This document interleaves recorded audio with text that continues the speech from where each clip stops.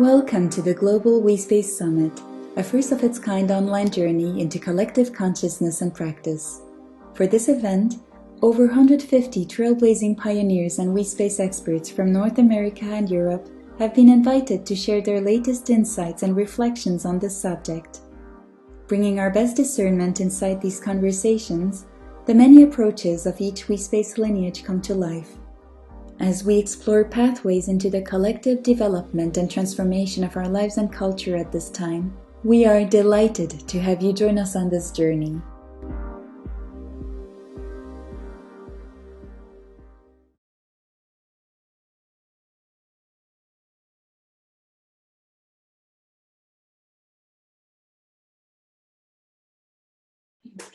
Hello, Ria.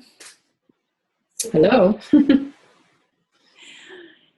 It's been such a privilege to exchange with you, to get to know your work.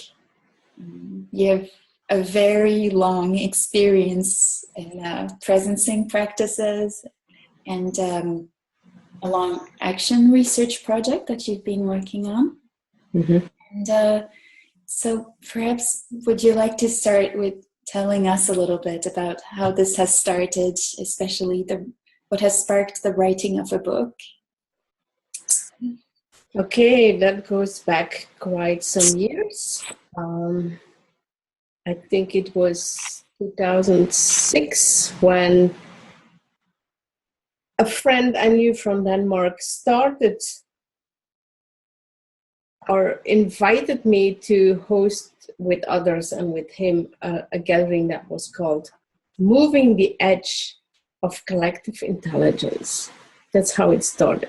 And he had been naming a quality that arises when we are sitting in a circle and we have real good dialogue, not just conversation, but a dialogue where you can really feel like the meaning flowing through the conversation. And he called it the magic in the middle. And we were all kind of, what is this? And when does it happen? And can we repeat it? So that was this gathering was about.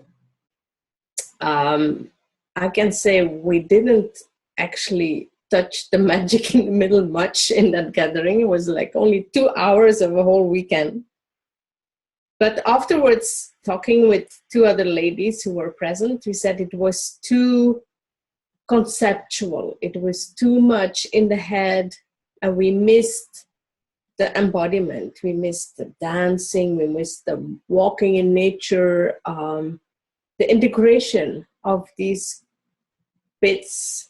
And so instead of moving the edge, we said, what if we do this with women? And that became Women Moving the Edge. And it started as one gathering and then another. And in the end, it became 13 gatherings over 6 years, alternating Europe and US, because it was Judy living in Boston at the time and me living in Belgium, and we alternated.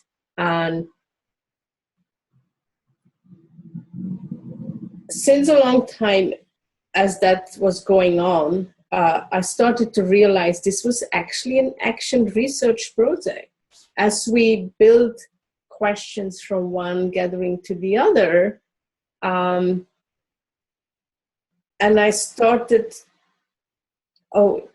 I first tried when Otto Scharmer's 24 Principles of Due Process came out before his book came out.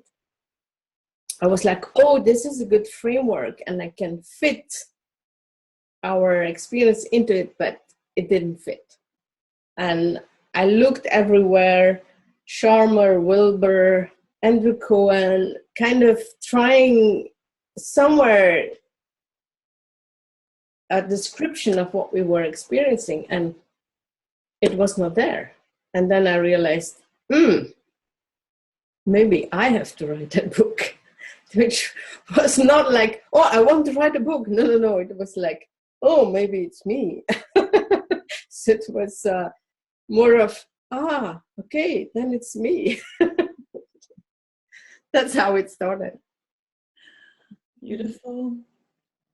And along this this project and along the gatherings, you have been developing two maps, two ways of viewing what is a we space, what is a, there is two types of circles. Maybe you would like to say some words about that, and just what is a we space to you? Mm-hmm. Yeah, I was in the beginning when the whole concept of we space came up, I was like, oh, there's others who do the same thing or have similar experiences, and try to learn from them or connect with them or read their stuff. Or and I started realizing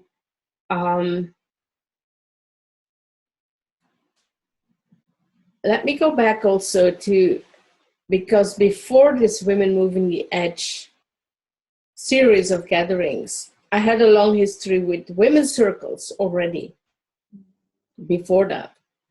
And so I knew a lot about being in circle and the collective space and the circle practice. And I realized what we were doing now was different.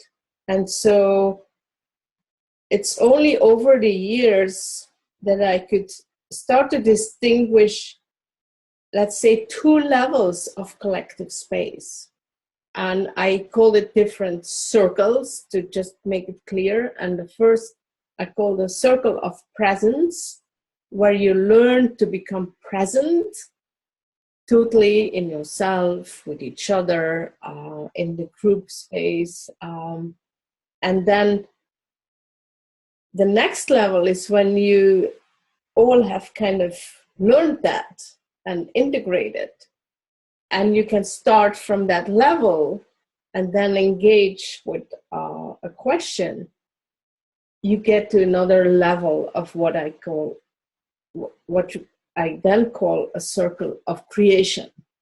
The first is to become present. The second one leads you to possibilities of what I call generative action, like you create something really novel. So that's the two different levels, or two different circles, or whatever you name it. That has been very helpful to me, because it tends to become very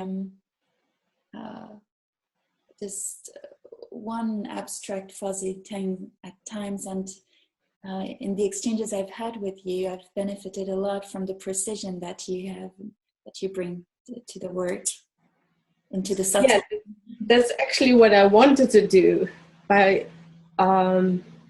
writing the book, to make fine distinctions, what is what and what is not the same. And because I also had an experience with people that I lived with, that we used the same words, but we meant different things. And so that living together split up after 1 year. So I realized being very precise what you actually mean is so important. And yeah, that's basically my passion for this. Like, but what is it exactly? Like we space. Yeah, we space is very nice. And most of the people think of we space like, oh, we all are so happy together and we love each other. And that initial feeling when you're in a workshop and you all have lots of attention for each other. But there always comes the next phase. And what if you just work together or live together day to day? And what is then the we space? And so yeah, I find it very important to make these distinctions. And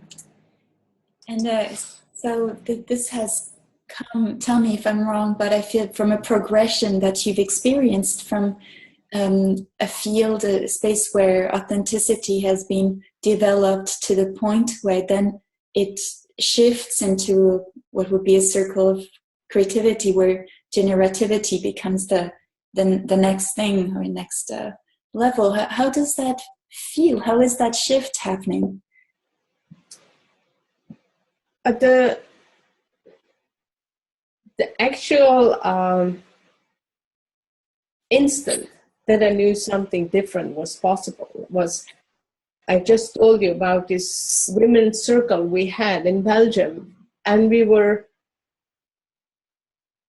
5 and then 4 women, and we were many times together, and we always had beautiful circles and with flowers and shared food, and I mean the whole thing, you know, and we went on holidays and on weekends together. And at a certain point I realized, as nice as it was, that we had to go to either stop or either go to a next level. And I was very hesitant to speak that because it had been for so many years, and it felt like this will never ever end, or will last forever. And anyway, I brought it up, and we said, okay, we don't make a new appointment unless somebody calls it again, and nobody ever did. Mm. So that was like what I call now a conscious closure.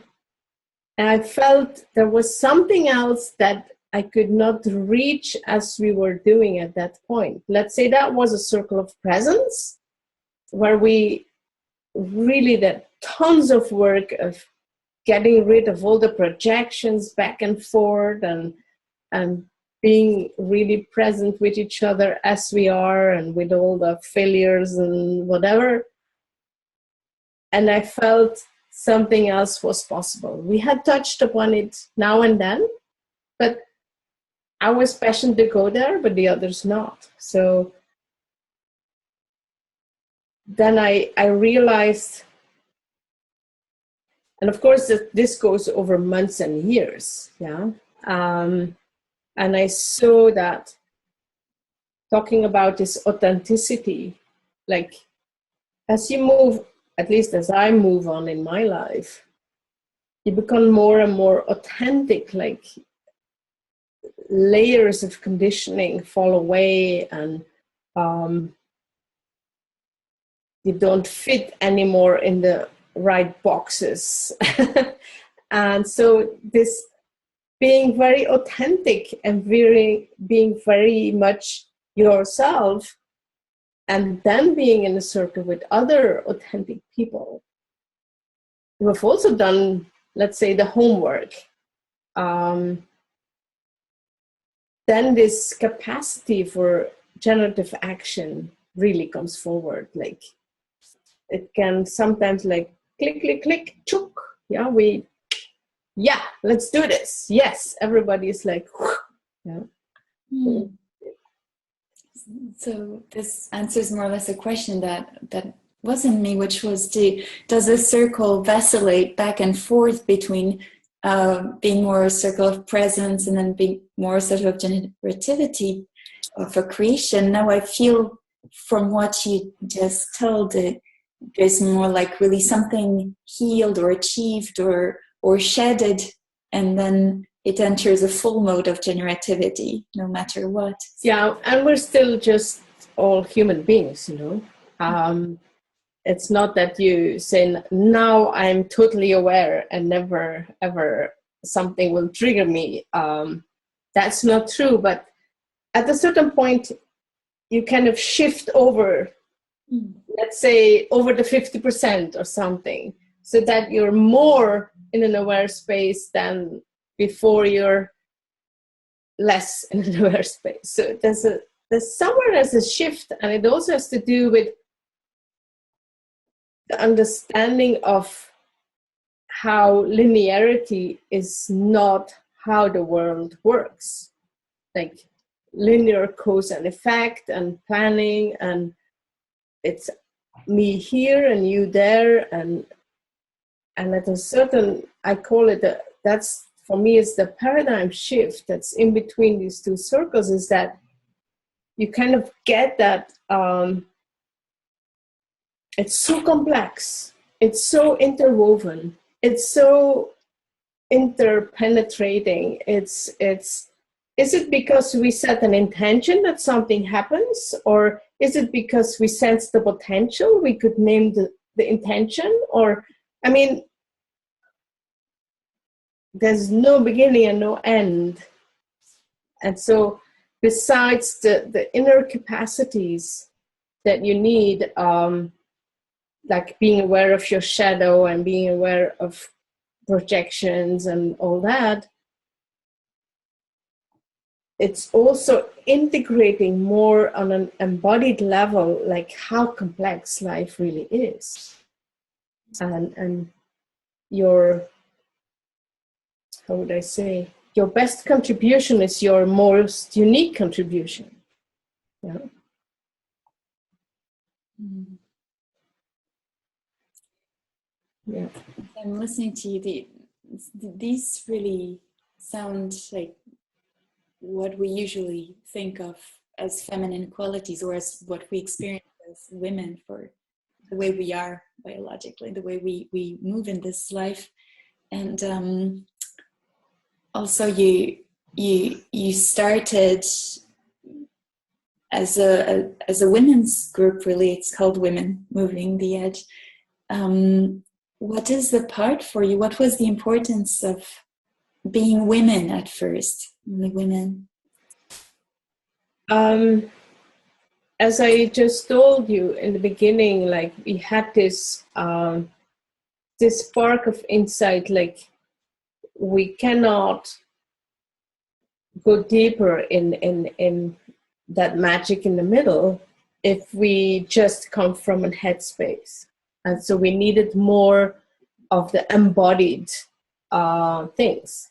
And we called it then dancing and walking in nature and all that. But over time, I kind of nailed it down to 3 things that I was also missing, like in the U process, because I took the word presencing from Otto Scharmer, but I call it now the whole methodology or the whole practice called collective presencing. So it adds more of the subtle sensing, as I call it, this subtle awareness that's linked with source, as also Otto Scharmer talks about it. And we all have it. We are just not trained to recognize it or to use it consciously. It's also all these inner dimensions, like what I just already named, the projections and the shame and the shadow and blah, blah, blah, all that stuff. And then the collective. It seems to be natural for most women to care for the family, for the group, for the subtle space. Is it beautiful? How is it going with everyone? There's all that feminine qualities, which are not only held by women, to integrate that more in that whole U process. That's actually what this book is about, or what this method is about, or this practice. Would you like to share a few words about the U process, from like integrating the feminine? I think the biggest insight that or one of the big insights that we got, is that many times when people go through the U and they have like a solo retreat or whatever at the bottom of the U, and they can access source and they see the light and they have a new insight. What many times happen when you then move into manifestation and you're going to try things out, people tend to fall back in, let's say, project management mode. Yeah, now we've seen the light. Okay, now we can do that in the old way. And what we actually try to bring in is like, please let us all stay in that sourcing quality, sourcing attention space, in that presencing space, and keep it as we move on into manifestation, like sensing what's the next step. And if we do the next step, what is the response we get from life? And so not seeing that as one moment, but more as a quality that we can keep throughout the whole process. So that's how I can relate with it. Mm. Beautiful. I feel there are many qualities of the feminine that have been really covered and hidden in time, and are just being unwrapped. I mean, that are being unraveled. And your work is a beautiful example of that. However, in what I've understood of your work now is that you don't necessarily emphasize that that dual way of seeing things, that system of seeing genders, and that it is not necessarily about women's gatherings now. You're really no, not at all. Because I think in that whole paradigm shift where we see we're living in a really complex world, and that everything and everyone is complex. I think seeing the world as either feminine or masculine, I mean, which has been a framework for me for many, many, many years, but I had to drop it and see that I think each of us, both men and women, have to integrate something of the other that we normally don't have. And so the being specific and making the distinctions is for me what I see women lacking a lot. Like they have a sense of something, like, yeah, but it doesn't feel good.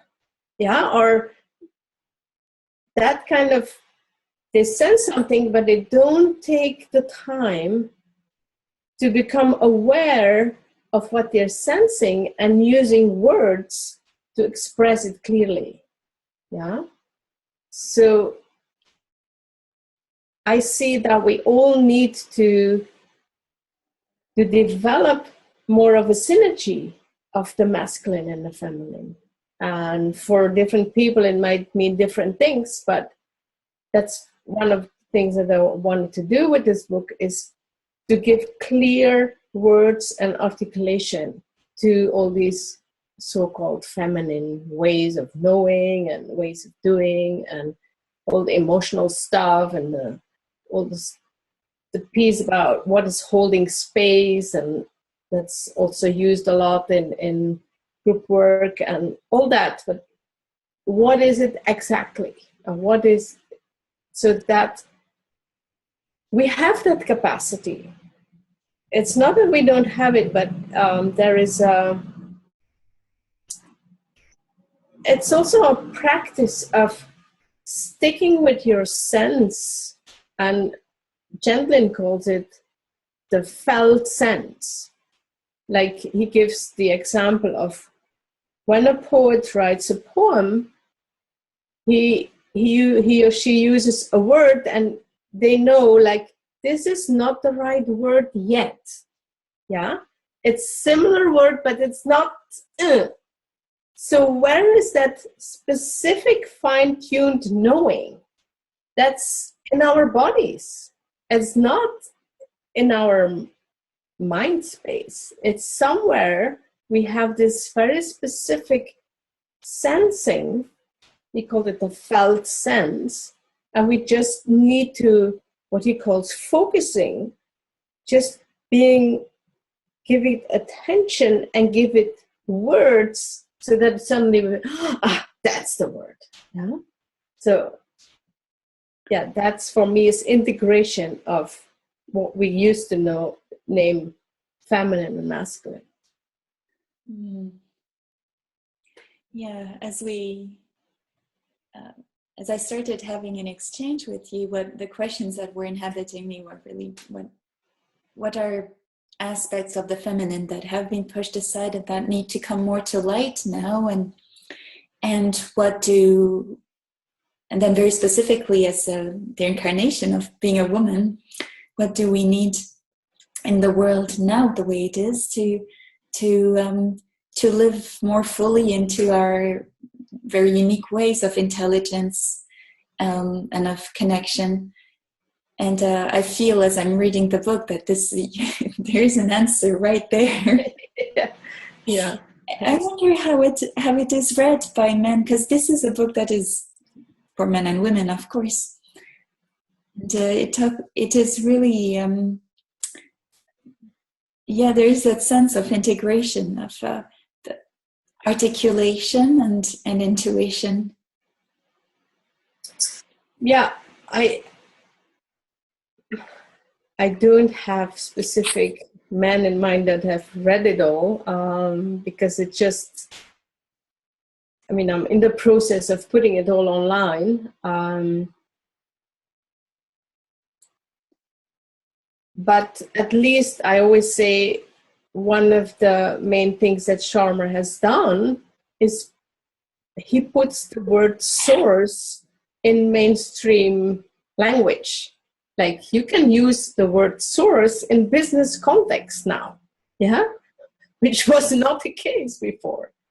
And so, and of course, there's many men who I know from the global network around art of hosting and participatory leadership, who know a lot about holding space and what it takes to do that, and what is the meaning of it, and who know a lot about good dialogue. And there's many men who have these feminine capacities. So maybe the gap is more between, really, if we talk about a gap to mend or some bridging needed, is not so much about the feminine and masculine, but about a mainstream and some streams that want to integrate. Yeah, and I think that my book is also structured like,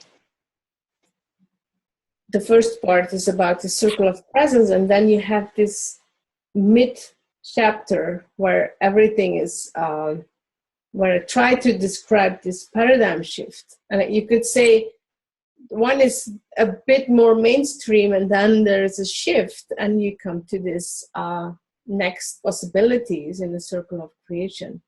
And there's probably lots of people who never ever need to know anything about whatever circle.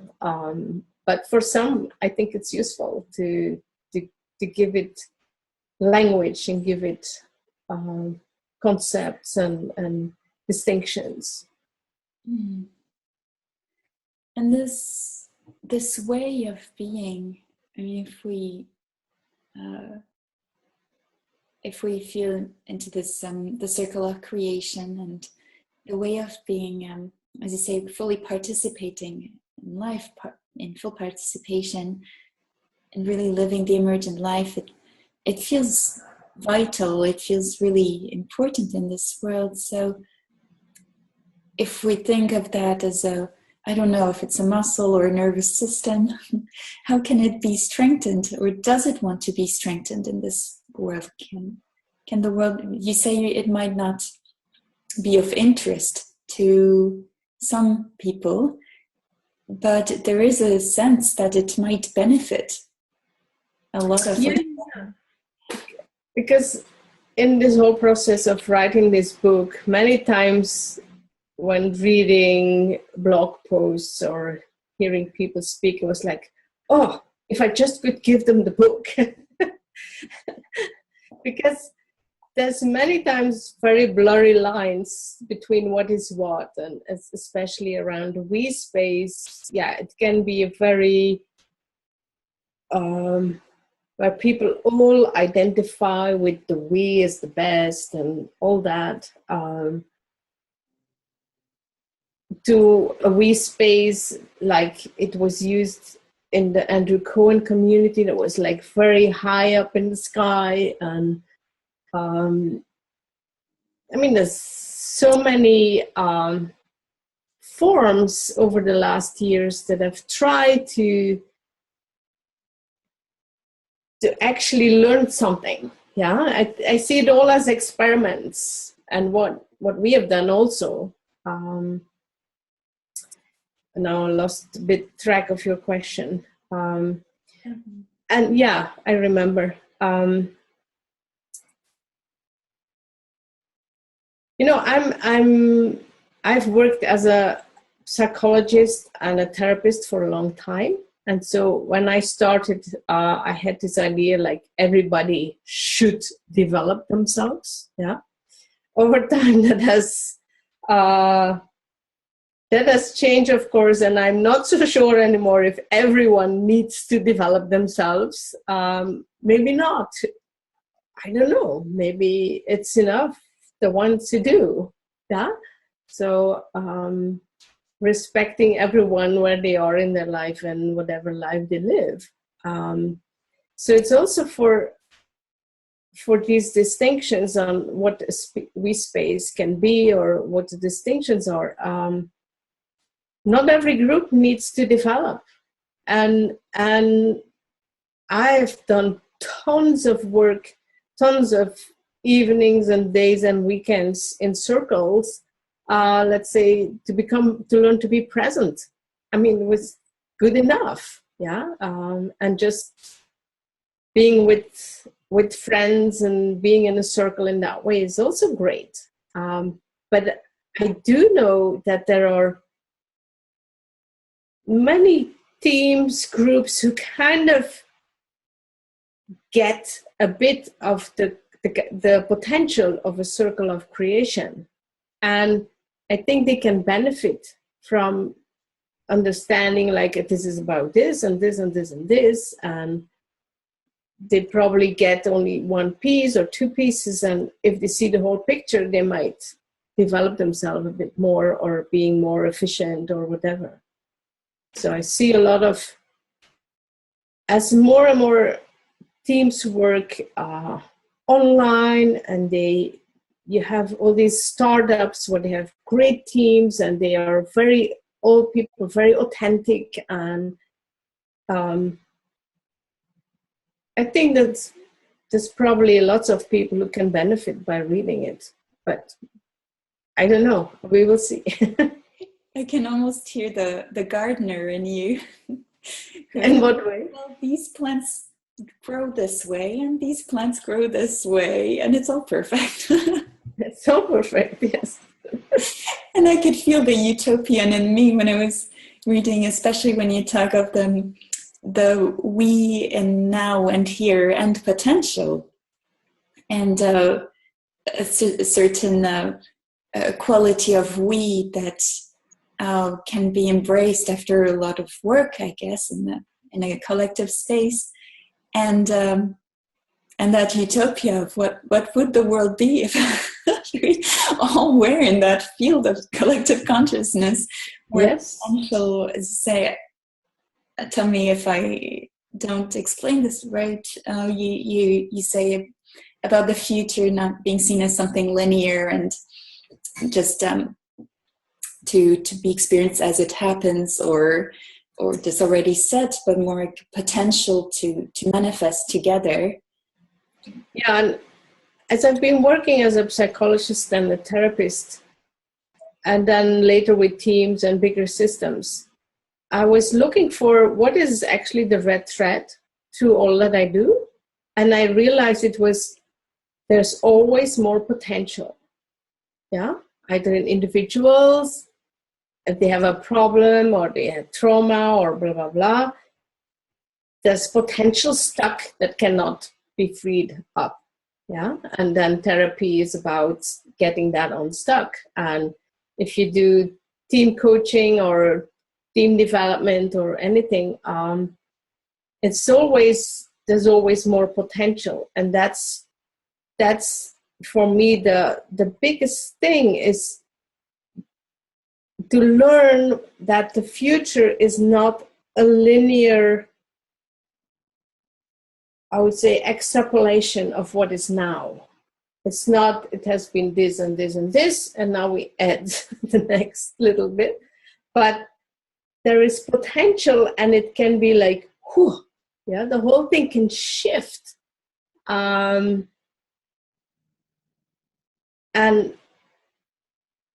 I do think there is a capacity that we can learn collectively to be able to access that, and to not being afraid or anything. Like yesterday, I'm in a little group and we're talking about the beige color in spiral dynamics.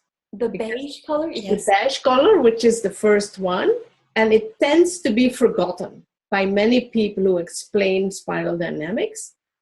And so we have gotten together to look at the beauty of beige and why is it important. And so at a certain point, somebody had an idea like, let's do this and this and this. And if we are courageous, let's do this and this and this. And it's again that feeling of, why would we need to be courageous? Why are we not just in that generative space, like, okay, this is what we see, just jump, just do. Yeah, that life affirming action that is then possible. But we tend still to be, I don't know, grown up adults, or I don't know what. Would you like to, maybe some listeners are not completely fully versed in the spiral dynamics, and maybe you'd like to say a few words about beige. That's a survival, that's the first one of those level? Yeah, it's spiral dynamics is a model of looking at cultures and how value systems change over time. But that was not so important what we talked about. But the point was, we were in a very good we space here and now, and a new idea came up, a new insight came up, which was very simple basically. But the one who named it said, like, if we courageous, we could do this and this. And I was like, why do we still think it's courageous to do something that is just spontaneous, the next thing we would want to do? But we have some kind of, I don't know, mainstream adult way of behaving, or like, it's not what other people do, so maybe this is not the right way. Or I'm still looking at, why does it feel like being courageous when you do actually something that is very in line with the energy of that moment? Yeah. It was really a generative insight, a generative action. And we still had this idea, yeah, if we are courageous, we can do this. Yeah. So is it that as long as there's contrast with the mainstream, is there always that sense of being courageous? I actually don't know what it is. And the guy who mentioned it said it's maybe because we just don't think of it, or that's what we call it, courageous. And I think there's many steps, solutions, new ways of working together, new forms of organizing that we could do if we just could get rid of the mainstream boxes. Yeah. And probably language is very it was a sticky box, I was going to say, very solid box. And in being living fully that generative way in that paradigm, and almost probably would need a complete destruction or restructuration of language. Yeah, and that was very difficult. I still find it very difficult to describe this life-affirming quality in the English language, where you normally do something to something. Yeah, it's very cause effect like. assumption that is beneath all the sentences. So you always need to say, but it's not this, but it's, yeah, you always have to reframe because linearity slips in so easily in this form of sentence. Yeah, like I do this to you, but the whole thing about what already happened before, what you kind of had an intention or your mood or whatever, it's all a mix, it's all complexity, and our language is not up to speed with that. Like at least not the Western languages that I know. I know there are indigenous languages that speak more in, like, I know the tree by how the sound of the leaves when the wind goes through them. Like that's a whole other way of saying this is an oak tree. Yeah. So this, yeah. I don't know where that goes, that language. Maybe we find other language. I don't know. I'm fascinated by it. I offer some creativity sessions these days where we go on the Mount Royal here in Montreal, and we go around and encounter whatever encounters us also, and then we come back and we express to others who we encountered, or what we encountered, without saying the name. So it's that loses its leaf in the season, or that shines through branches, that and it opens up so many new worlds suddenly. It's really fascinating. Yeah. And this and the Indo-European languages, and more than that, actually, in the world where it's a subject, verb, object. Exactly. Very defining. Yeah. Reminds me of an exercise we once did, like walking in forest, and like every 2 minutes switching. Like the first is like, okay, you see, okay, this is a birch tree, and that's an oak tree, and that's grass, and that's a flower I don't know, and kind of putting the labels on, and then switching to let the impression come in of what, looking at the birch or the oak, what's the different impression I get?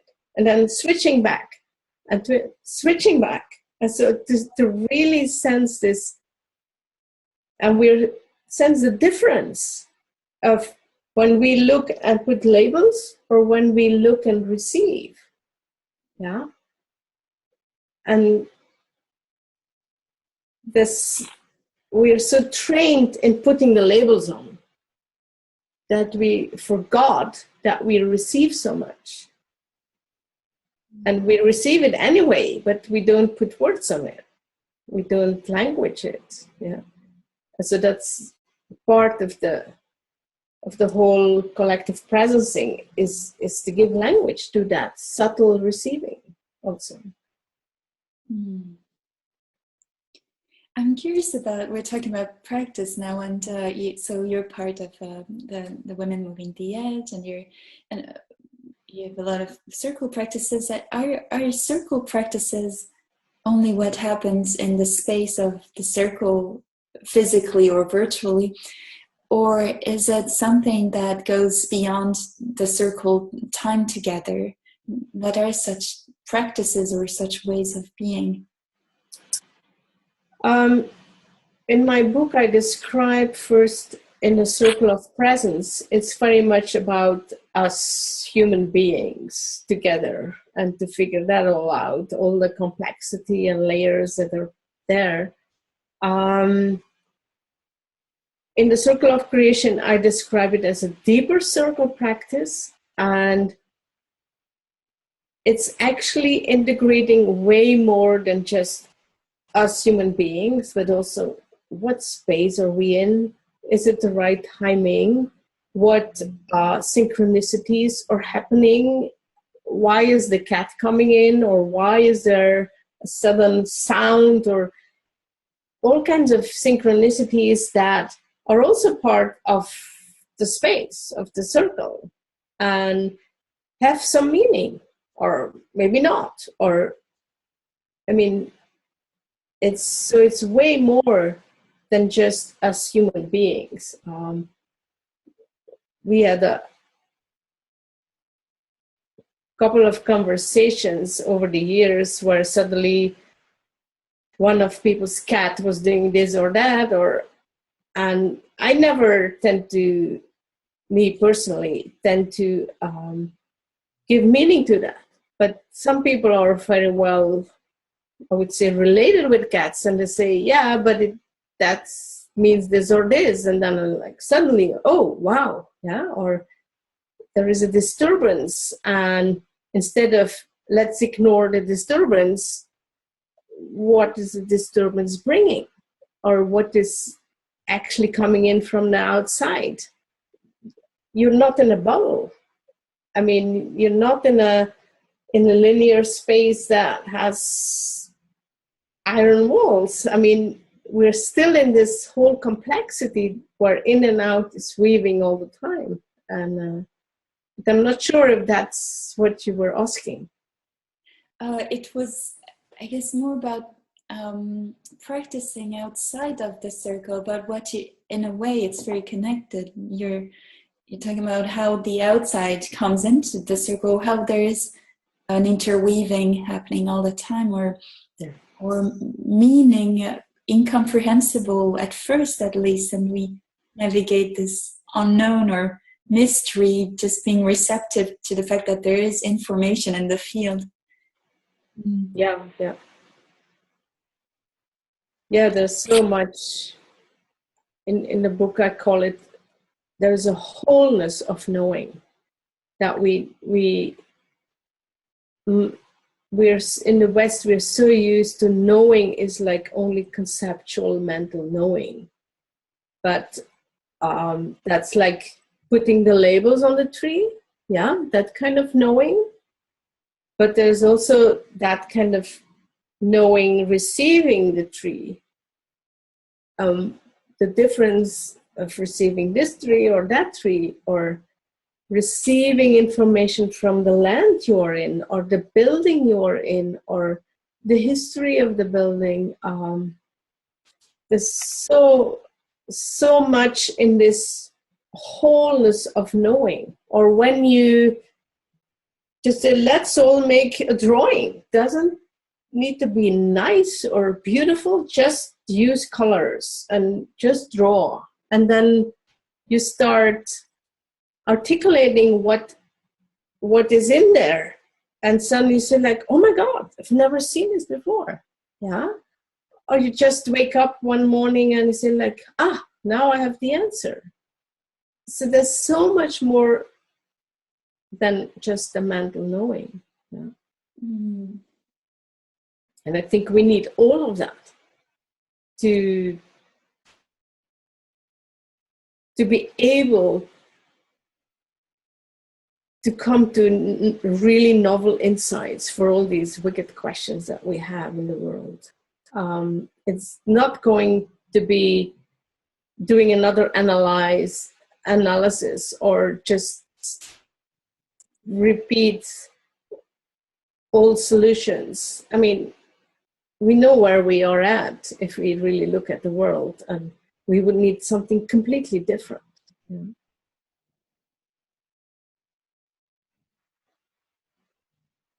words cultivating knowing comes to me. Cultivating ways of knowing. Ways of knowing, and integrating them all. It's not to throw away the mental knowing or the scientific knowledge. It's integrating it with all the other ways of knowing.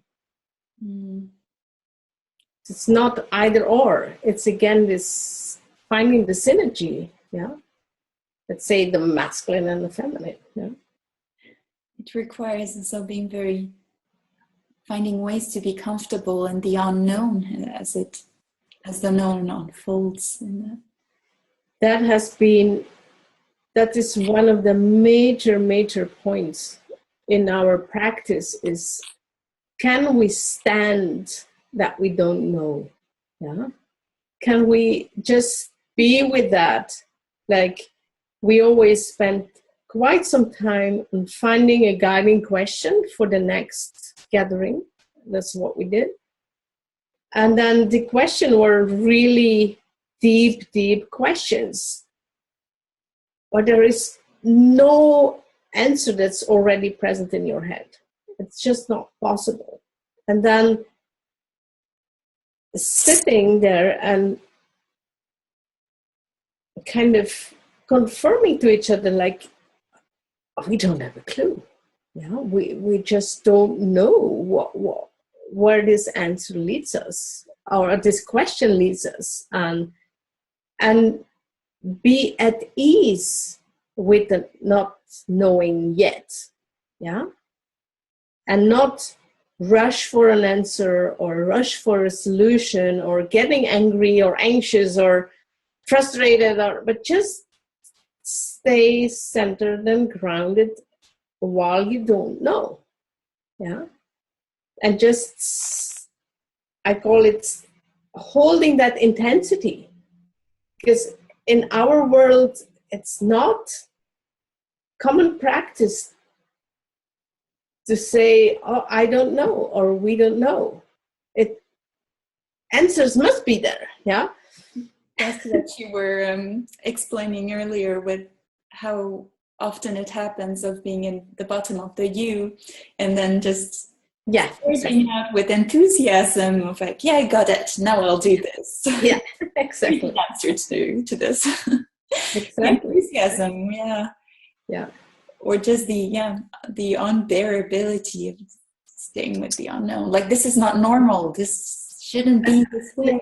Yeah, and if we just look at the world and all these very wicked, complex problems, either it's climate change or it's the hunger in the world or anything, we don't know how to solve it. We don't know the answers to, otherwise we have done it already. Yeah, and especially if you look at war and conflict and all of that, it's a big practice to learn to witness that, to just be with it and not collapsing into whatever kind of emotion, be it angry or sadness or denying or whatever, ignoring, but be with it and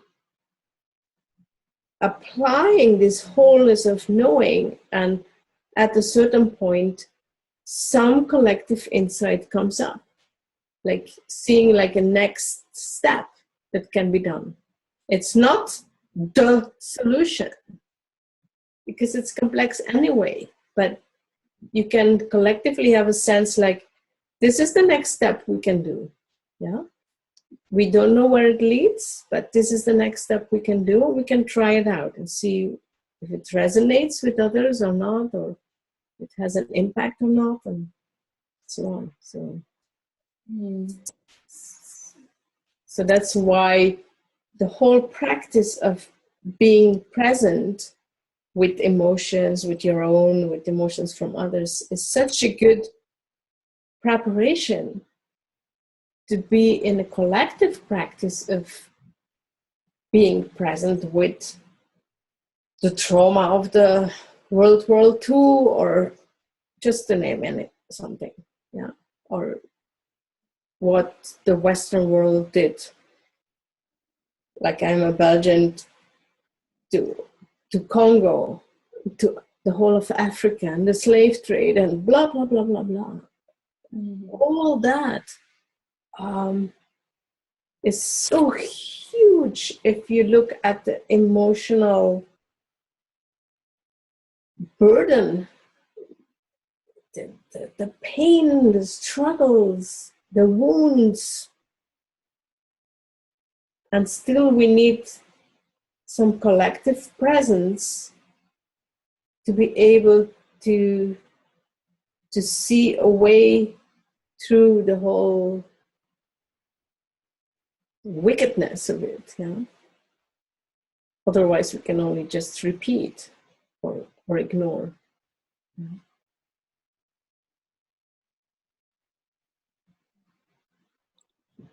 It's very alive here in Canada right now with the way the First Nations type of forgiveness that is tried in many ways. Yeah. Tried. Yeah, you see, we don't have the answer to that. We can just try and try and try. Yeah. Yeah.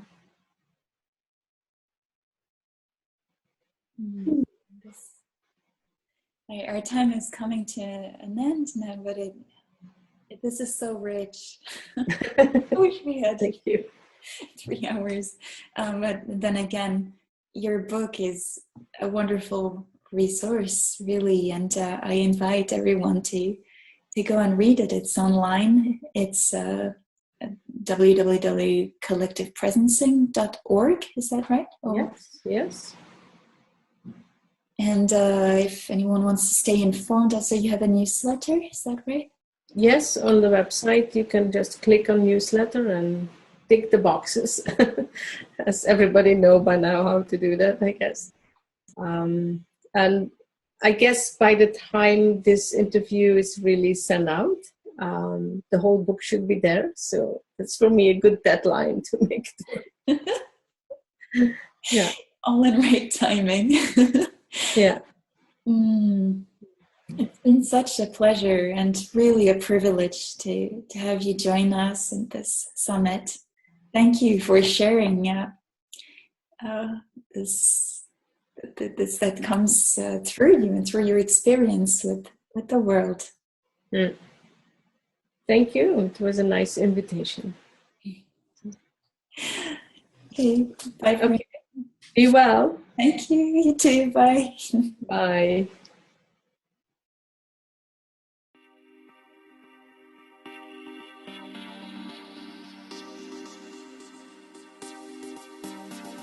Thank you for joining us on this collective journey.